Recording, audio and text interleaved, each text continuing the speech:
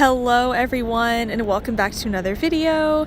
So for this week, I'm just going to show a typical week in my life. Sunday, I went to my friend Olivia's church called Hillsong New York City. And as you know, I'm Catholic, but I like to go to other services because I think Christian unity is really important. We should worship together as brothers and sisters. Oh, the overwhelming, never-ending, reckless love of God.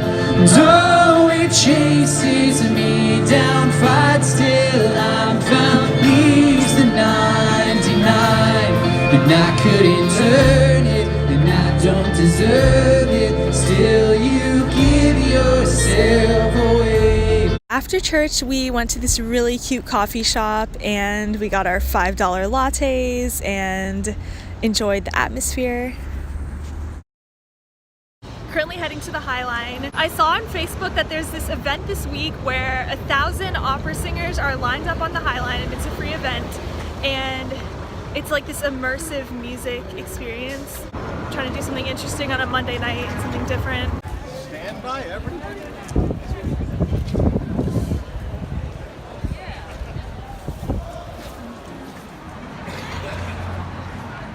Alright, so update. I made it in line. There's already people behind me. And I overheard that she said it might be around an hour and a half wait. It's estimated that the average person spends approximately 6 months of their life waiting in line. Like at the end of your life, it'll be 6 months waiting in line. And I was thinking, if you live in New York City, that it's probably like 10 years more like. Wow, this is so exciting. Finally got in after like an hour of waiting. So now we're heading up to the front of the entrance, hopefully.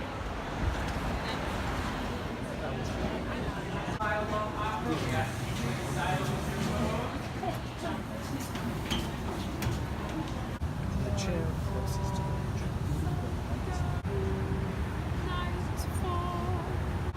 Stars and planets, nautical twilight, sunlit, 12 degrees. They are coming. And between us, there is in my dreams a long wooden dining table with chairs along one side and a long wooden bench alongside.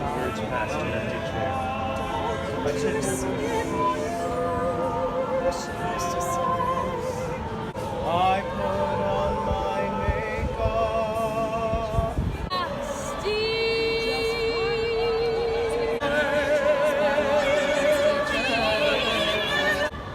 Curiosity.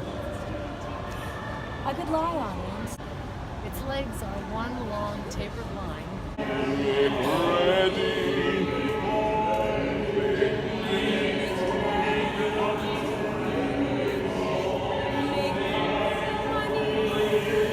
Just everything.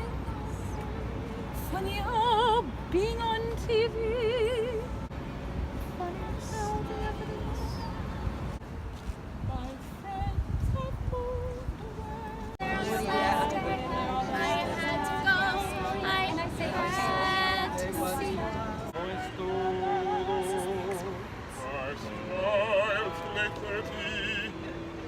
Lots of walking, dirty hands.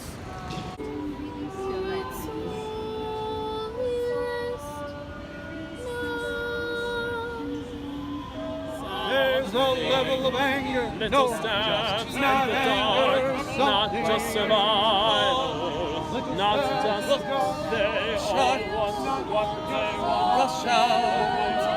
Just got out of that mile-long opera experience. The work focuses on the changing meaning of 7 o'clock p.m., the time the performance begins each evening, and a time that represents a transition from day to night when people shift from one activity to the next. It is also a time traditionally associated with family, stability, and home, yet today those associations are less predictable. The diverse stories told in Mile-Long Opera are inspired by first-hand interviews with New Yorkers from all walks of life. Their individual experiences reflect unique ways of coping with the contemporary condition, anxiety, humor, nostalgia, vulnerability, joy, and outrage, that together form a biography of 7 o'clock. A really important part of my mornings is doing my daily affirmations. So I look in the mirror, this might sound really corny, but I just tell myself what I need to hear. Because if no one else tells you, you need to tell yourself who you are. And also I do my daily morning routine, time spending with Jesus. This all just helps start my day off right, because the moment you enter out into the world, you're faced with just all this craziness, and I think it's really important to start our days on the right foot, if that makes sense. Remind you of what's important and who you are and what you are made for.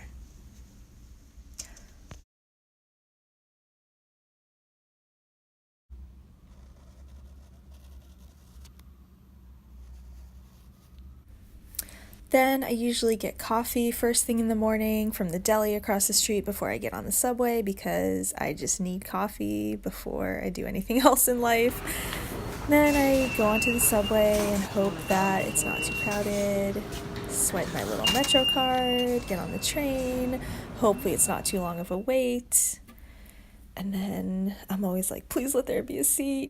And then I get on the subway and go to work. And then I actually transfer trains onto a different subway line to get to work, walk up the stairs in my beautiful, not my beautiful, the beautiful neighborhood of NoHo, Houston Street.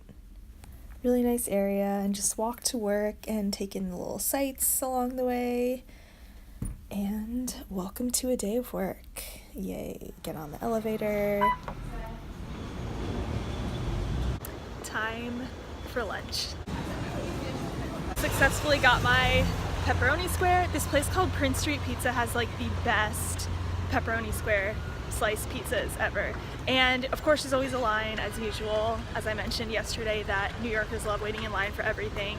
And we spend at least 10 years of our life, I'm sure, waiting in lines instead of the 6-month average. So I usually try to go find coffee and like a place to sit outside, because I love to just get away from the office during my lunch break, because I feel like I need to get away and like get fresh air and then be able to come back refreshed and rejuvenated instead of like sitting in the same building all day. Heading back to work now, and fun fact, I didn't know this before until I moved to New York, but this is Houston Street, not pronounced Houston Street. And so Soho is south of Houston and NoHo is north. So where I work is technically NoHo, which is like just north of Houston Street. And so I usually walk around Soho during my lunch breaks or go sit outside in the coffee shop just to like have a nice break. And there's this one park that I go to sometimes called Elizabeth Street Park.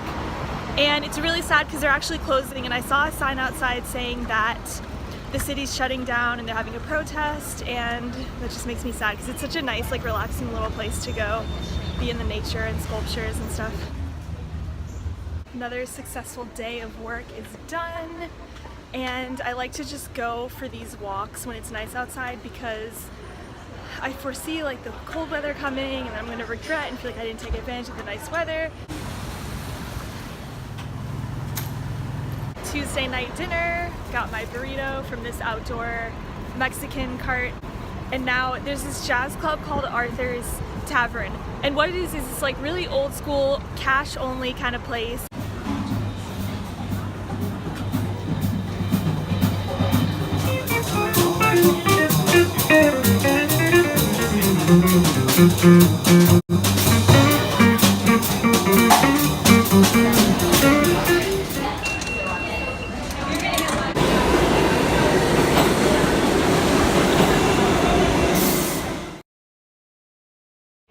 It is 8 p.m. I was at work late because it's been just a busy day, and it's funny because I was walking home, I just needed like some fresh air, and I see this huge line along the block. People standing, wrapping around the entire block. I don't know what they're waiting for, but it just makes me laugh because I think of what I said the other day about how New Yorkers just wait in line for everything, and 10 years of our life waiting in line. It's true. I don't know what people are waiting for, but there's something going on. Huge lines, always lines.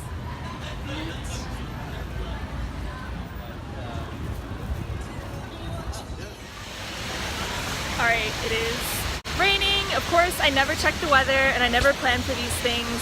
So I was walking home from work, and as I was walking by, this guy, you know, those people who stand outside advertising their restaurants, is like, oh, $5 drinks. And I'm like, you know what, that actually sounds kind of good. So I went and got a sangria and some tacos. And I was talking to this woman who's a publicist, like, hey, are you registered to vote? I'm registered as independent, and I'm like, it's a long story, I'm not really into politics and stuff. And then we just started having this whole conversation about politics and the government and politicians and all these things. And super interesting. Just my Thursday night. Okay, it is now the fall season, and yet it's still super hot in the subway stations, and I'm always like sweating, so I'm just ready for like real fall weather to kick in, because it's still really hot in New York.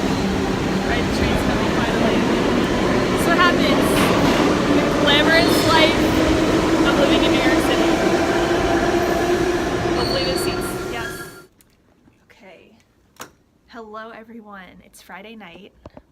What am I doing with my life at work on Friday night?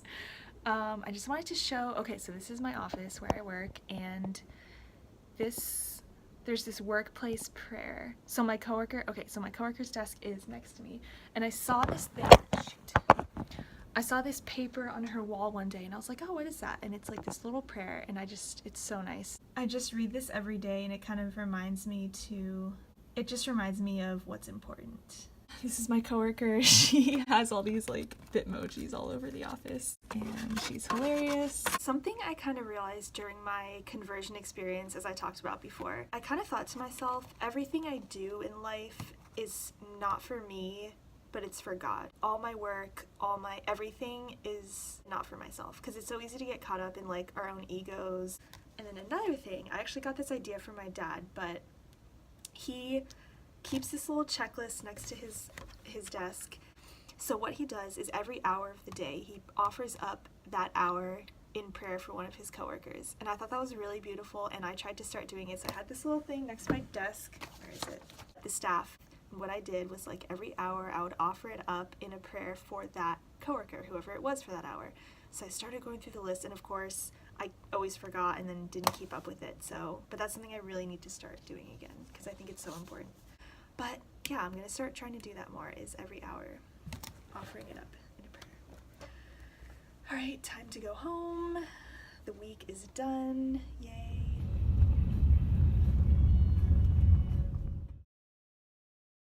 Currently heading to church because I'm helping teach the 8th, 9th, 10th, well 8th through high schoolers catechesis this year.